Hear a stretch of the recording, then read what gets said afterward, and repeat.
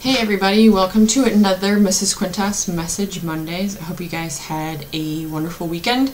I have a few announcements and reminders for you, and then we're going to get to talking about some biology topics.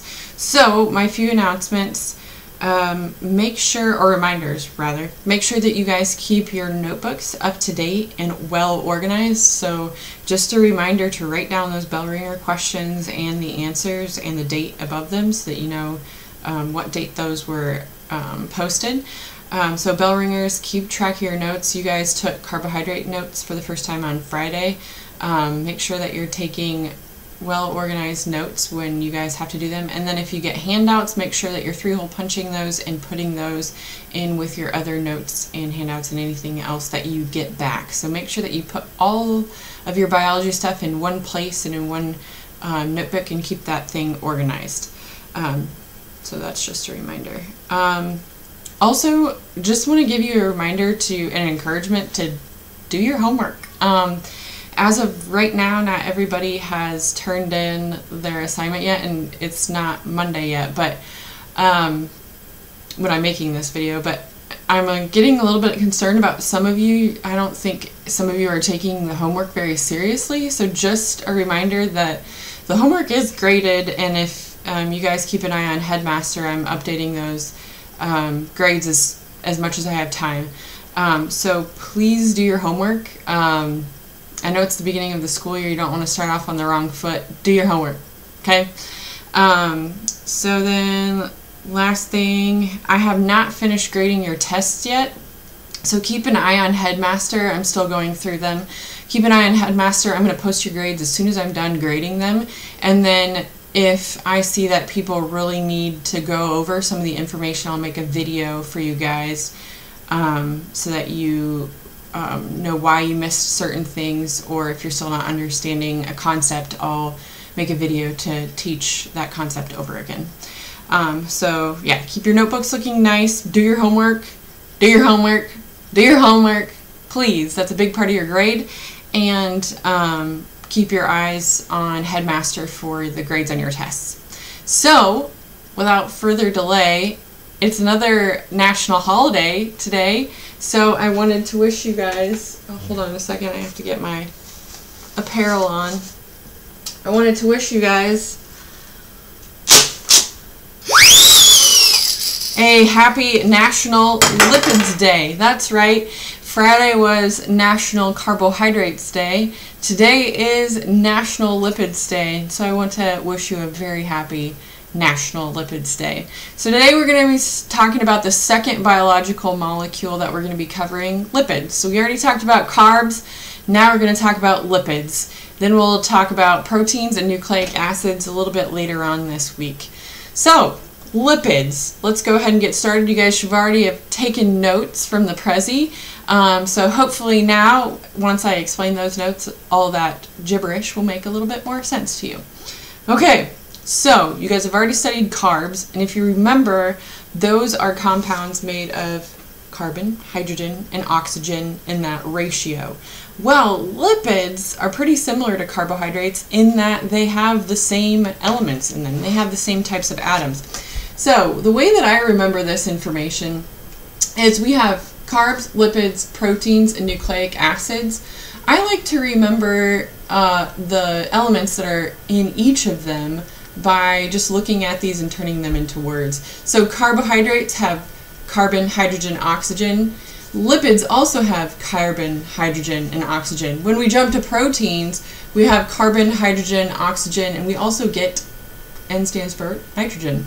So then when we get to nucleic acids, we have carbon, hydrogen, oxygen, nitrogen, and phosphorus. So the way that I remember this is using these words. So I always keep them in order in my head, and I think cho, cho, chon, chon.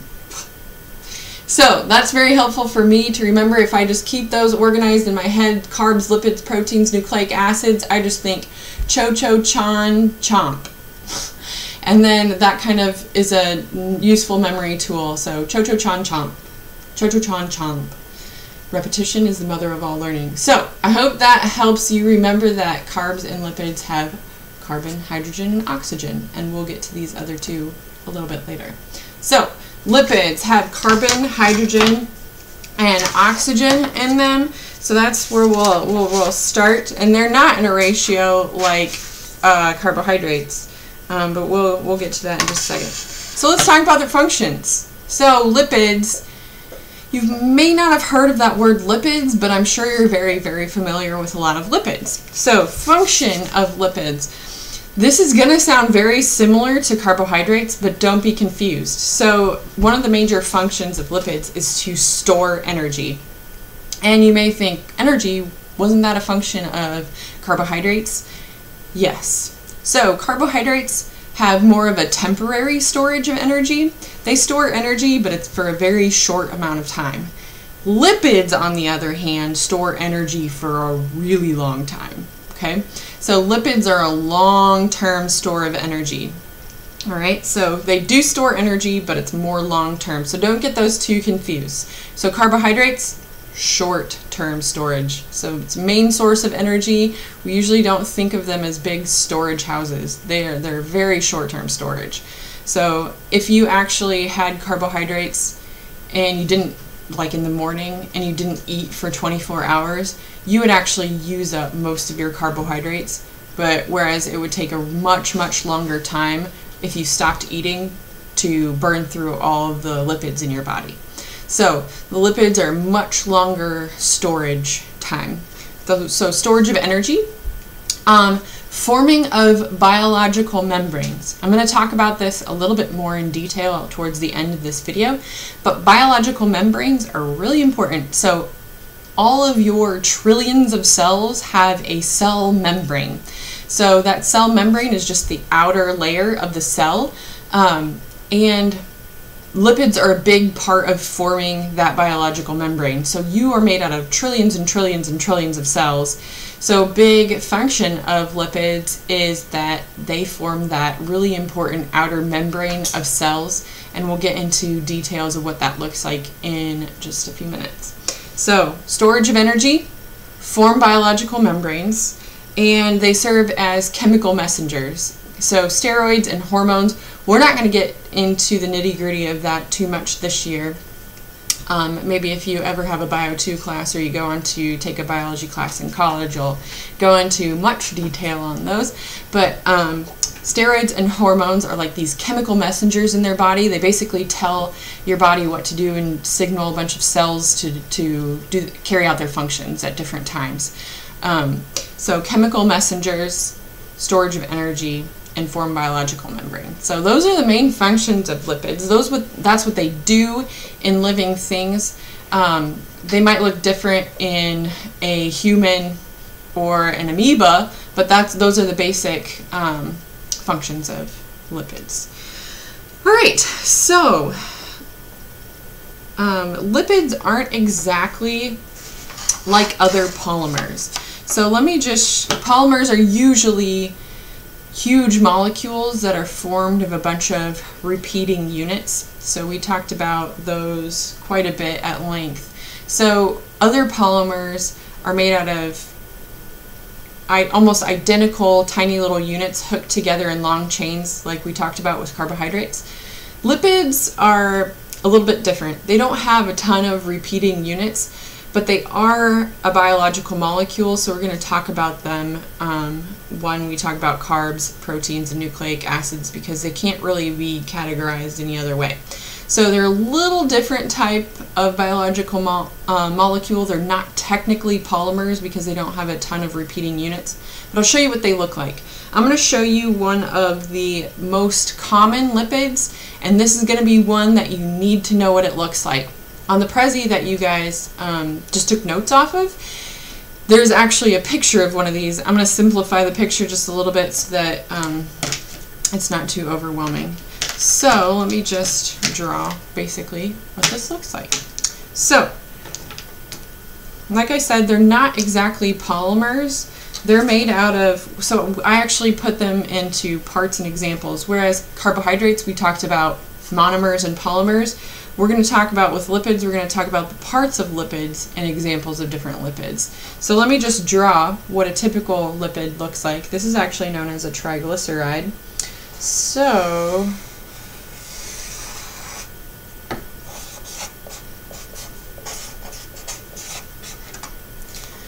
the first part of a triglyceride is this huge glycerol molecule over here. And then off the glycerol molecule, there are these 3 chains. And the 3 chains, you can laugh at this, it's okay, they're actually called fatty acids. So they get made fun of a lot in school. Just kidding.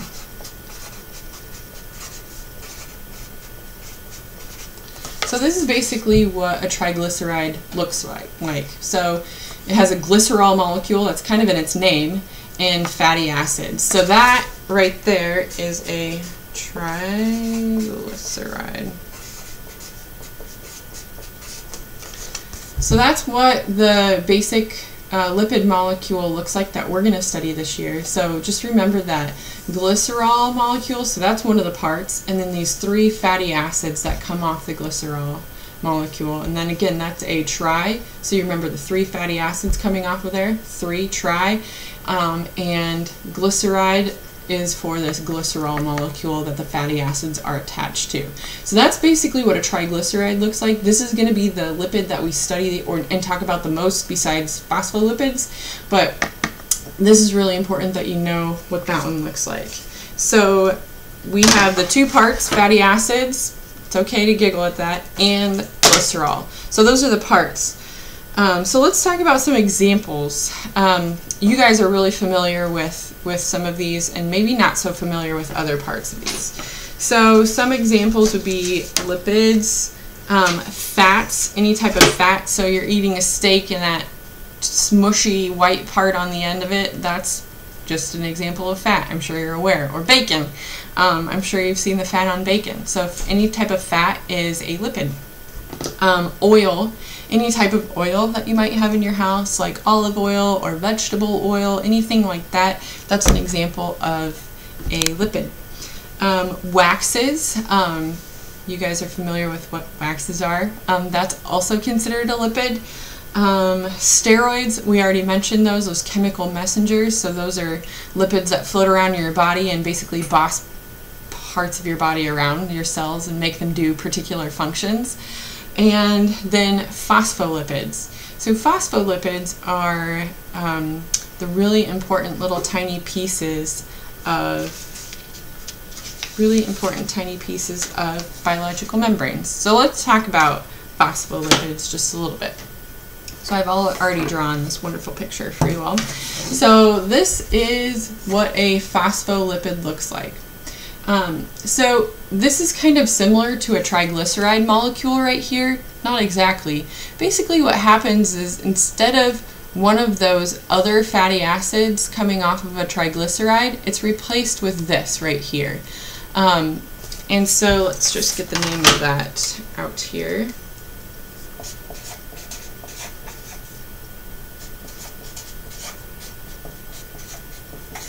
So you guys may have noticed that a lot of words in biology, if you break them down, you basically can kind of get the definition for them. So this first part of the word phospholipid, you guys probably have heard of this element before. I know that you've heard of it because it's one of the elements that are listed as an element that appears in biological things. So all of those elements that are listed up on the wall in the classroom on your left-hand side, those are elements that are found in living things, and phosphorus is one of them. So if you look at this first part of the word phospholipid, it just says phospho, and that just means that there's phosphorus in it, and then phosphorus attached to a lipid. So these are fatty acid chains attached to a phosphorus. So this little guy right here is actually a phospholipid. So these are really important in our cells, like I already mentioned. We're made out of trillions of cells. They all have biological membranes. They all have a cell membrane. And what makes up that cell membrane is a bunch of these little guys hooked together. So these little guys are actually pretty interesting. So this part right here is hydrophilic.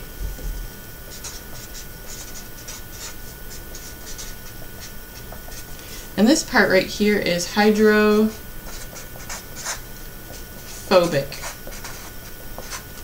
So hydro, you might have seen that word before. It just stands for water. So whenever we talk about hydro, that's talking about water. So hydrophilic over here, this actually means that it likes water. So it's attracted to water. Hydrophobic actually means that it is afraid of water. And you guys have heard of phobias before, like arachnophobia, claustrophobia. It means you're scared of spiders or you're scared of small spaces. So hydrophobic means that it's basically scared of water. And so I want to give you an example of this. You guys have seen this over and over again, hydrophobic substances. So I'm just going to show you an example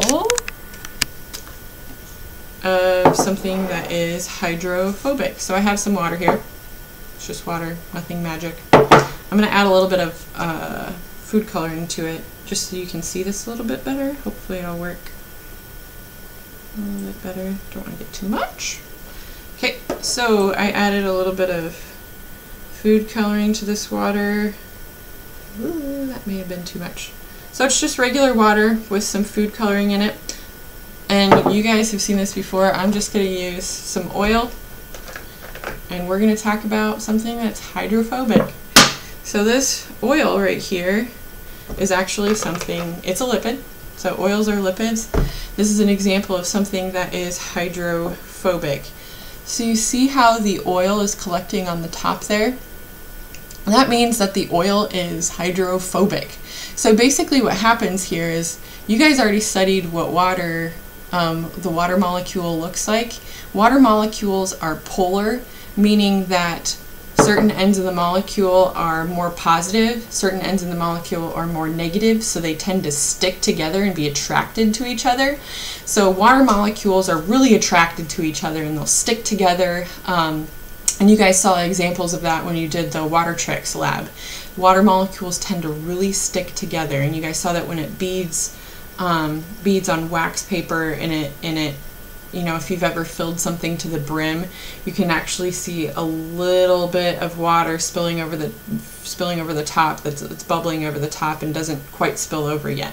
So water molecules are really attracted to each other, and whenever they come in contact with something that's not polar, they don't like it very much. Okay, so lipids are non-polar molecules, so they don't have that charge or that stickiness that water molecules do. So what basically ends up happening is these water molecules, since they stick together and lipids aren't polar, they don't stick to anything that's polar, what basically ends up happening is the water molecules they stick together and push the lipids out of it. So lipids are afraid of water molecules because water molecules aren't very nice to them. They push them out of there. So lipids are hydrophobic. They're afraid of water. They get pushed out of the water. So this is actually really important in your cells. So what basically ends up happening is this hydrophilic part of the phospholipid is the part that actually faces out and is in water solution. So your cells, most of your body is water, so your cells are floating around in a lot of water, so they can't be afraid of it. So the part of the phospholipid that faces out of the cell, so on the very, very outer portion of the cell, it's the hydrophilic portion of this little molecule, and the hydrophobic is on the inside of the cell membrane.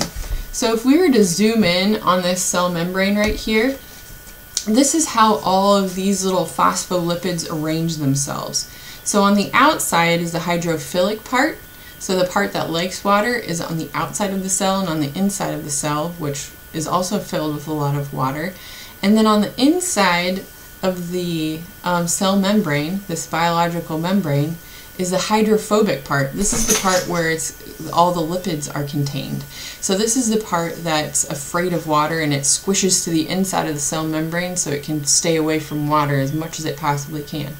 So really interesting. If you were to take a bunch of these little guys, throw them in a glass of water and shake it up, they would actually arrange themselves like this because of the way that the nature of the molecules, because the phosphorus is attracted to water and because these are afraid of water, they would arrange themselves exactly like this because of the nature of those molecules. So those are examples of another really important lipid that we're going to study this year.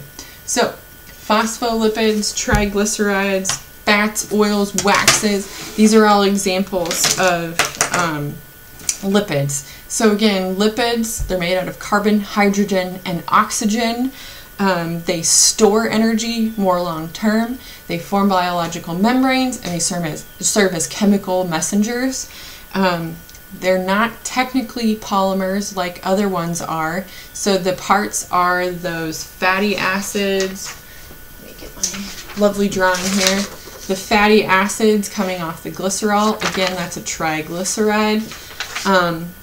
And examples again, lipids, fats, oils, waxes, steroids, and phospholipids, which we just talked about at length. So I hope you enjoy National Lipid Day and have a great rest of your Monday. See you all next week.